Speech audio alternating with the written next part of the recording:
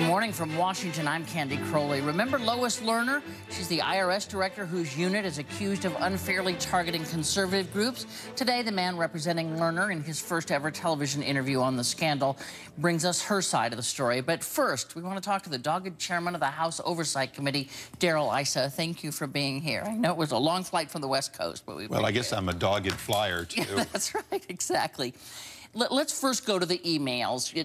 2 years worth, you've been given some over 20,000 of them had been retrieved through other ways, the people she sent them to, etc. Did Lois Lerner crash her own computer? Well, we'll probably never know that. The drive is physically gone. What we do know from the discovery we have gotten from emails that we've gotten from multiple sources is she broke some regulations, she broke some laws. She sent, trying to get prosecution apparently, she sent 1.1 million tax records over to the Department of Justice, including inappropriate or actually illegal 6103 disclosures on behalf of, conservative groups. But in the end, I thought you had said, listen, she clearly did this so that we couldn't have these records. So you can see that this could have been a computer crash and it lost her stuff. We never, I don't think anyone on my committee has ever said she deliberately crashed her computer. Obviously, she had 30 years of experience. She knew under the Federal Records Act that she had an obligation for these documents to be preserved, these emails, and to not have print to paper, which is the policy that she had to know, is pretty hard to believe that there aren't paper copies. So do I believe that she printed to paper? Yes. She's an attorney of long-standing, and it's kind of hard to believe that you wouldn't cover with your own paper copies. So you do believe that she printed to paper and has those documents? I think her attorney has already said she didn't. Well, her attorney has said things and been not correct or disingenuous or outright lied a number of times, and it's been shown by emails. Look, attorney trying to get his client off the hook after flubbing the taking of the Fifth certainly will say and do a lot of things, but they're not held accountable. Ultimately, what we know is the archivist said that the IRS failed to do what they were supposed to do in informing, failed to properly keep documents, and that has very little to do with the fundamental problem, which is Lois Lerner's unit, headed by Lois Lerner and directed by Lois Lerner, unfairly targeted and abused conservative groups for what they believed. So let me just say, okay, so right now you were saying this is, she violated the Paperwork Act. She should have had these things. If she didn't back up these things, she should have backed up these things. So we're kind of a long way from the original investigation, which is, did this unit unfairly target conservative groups? Do you have proof positive of that, and what is it? We published a 375-page report that details how her unit, headed by her, emails from her, show that in fact they were targeting conservative groups only for their beliefs.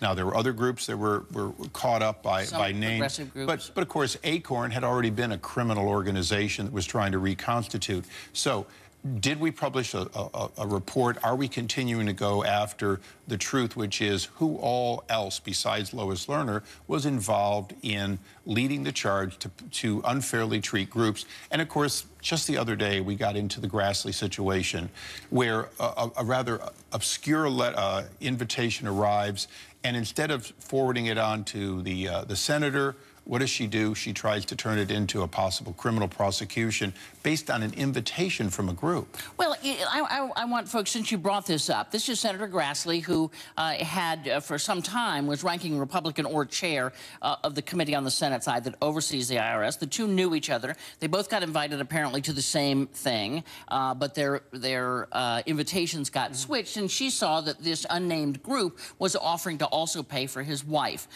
So she sends a message to another IRS official that says, well, it looked like they were inappropriately offering to pay for his wife. Perhaps we should refer to exam, people that look at audits or look at information. And the reply was, I'm not sure we should send to exam. I think the offer to pay for Grassley's wife is income to Grassley and not prohibited on its face. She asked a question, it's answered, end of story. Why is that so crazy? Well, I think it's in a vacuum, one item wouldn't be. But this is a woman who, from '86 on, headed the Federal Election Commission's enforcement. She knew the law better, probably, than anyone on earth. This is somebody who should have been able to answer a question, not ask a question. But more importantly, if you take all of this, what you see is a pattern of behavior that goes back to the original problem, which is she leaks in an ABA conference, IG investigation, tries to push blame onto Cincinnati. Eventually, in spite of the White House, we're able to show that, in fact, it isn't Cincinnati, but it's her and her unit in Washington. So your one piece of proof, but let me first ask you, has any of this been connected directly to the White House? We've never looked for the White House other than the White House is not cooperating and continues to not cooperate. But no evidence linking any of this to the White House. I don't. But Candy, I don't play the game of no evidence. That's what the commissioner played. I know of no violation. What we do is we follow the facts. As we get to the facts, we then follow additional facts. The facts show that William Taylor's client, Lois Lerner, is in fact pivotal to this unfairly treating conservative groups. We want to get that done and close it up. All this other information is part of what in Washington becomes interesting cover-up and diversion.